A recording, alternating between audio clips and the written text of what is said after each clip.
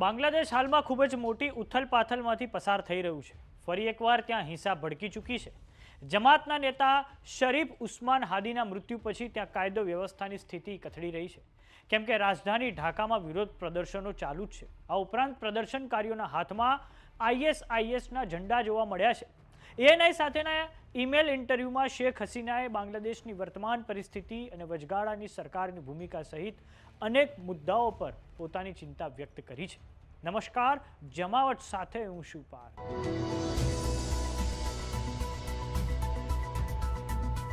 આપણો પડોશી દેશ બાંગ્લાદેશ, કે જેના સર્જનમાં ભારતે મહત્વની ભૂમિકા ભજવેલી છે, ત્યાં ભારતની વિરુદ્ધમાં ખૂબ મોટા પાયે દેખાવો થઈ રહ્યા છે.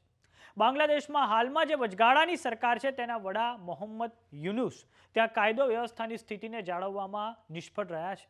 ત્યાંના સત્તાના સૂત્રો કટ્ટરવાદી જિહાદી તાકાતો પોતાના હાથમાં લેવા માંગે છે. આગામી સમયમાં જ્યારે બાંગ્લાદેશમાં ચૂંટણીઓ થવા જઈ રહી છે ત્યારે આ કટ્ટરવાદી તાકાતોને પાકિસ્તાની ગુપ્તચર સંસ્થા ISIનો ભરપૂર સાથ મળી રહ્યો છે.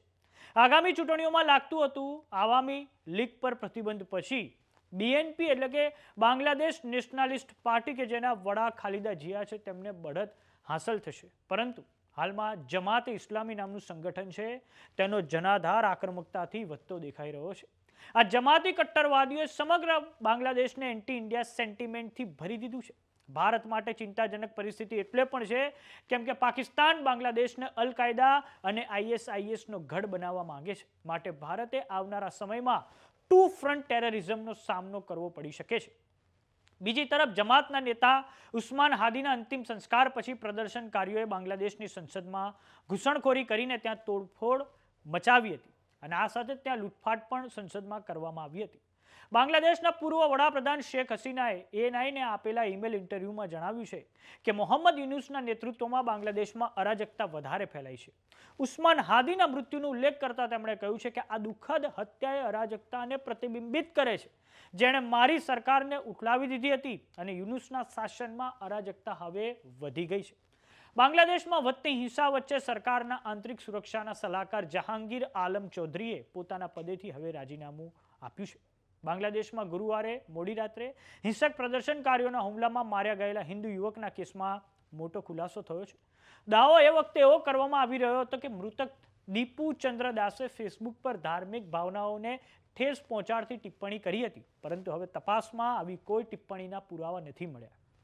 બાંગ્લાદેશની રેપિડ એક્શન બટાલિયનના કંપની કમાન્ડર મોહમ્મદ શમસુસ ખાને બાંગ્લાદેશી અખબાર ધ ડેલી સ્ટારને જણાવ્યું છે કે એવો કોઈ પુરાવો નથી મળ્યો જેનાથી કહી શકાય કે દાસે ફેસબુક પર કંઈક એવું લખ્યું હતું જેનાથી ધાર્મિક ભાવનાઓ દુભાઈ શકે. અને દીપુની હત્યાના કેસમાં અત્યાર સુધીમાં 12 લોકોની ધરપકડ કરવામાં આવી છે. તો બાંગ્લાદેશમાં જે હિંસા થઈ રહી છે તેને લઈને આપનું શું માનવું છે અમને કોમેન્ટ બોક્સમાં લખીને જરૂર જણાવો. જો તમામને YouTube પર જોઈ રહ્યા તો સબસ્ક્રાઇબ કરો, જો તમામને Instagram અને Facebook પર જોઈ રહ્યા તો ફોલો કરો. સાથે જ અમારી WhatsApp ચેનલ આવી ગઈ છે, જોઈન કરવાનું ના ભૂલતા. નમસ્કાર.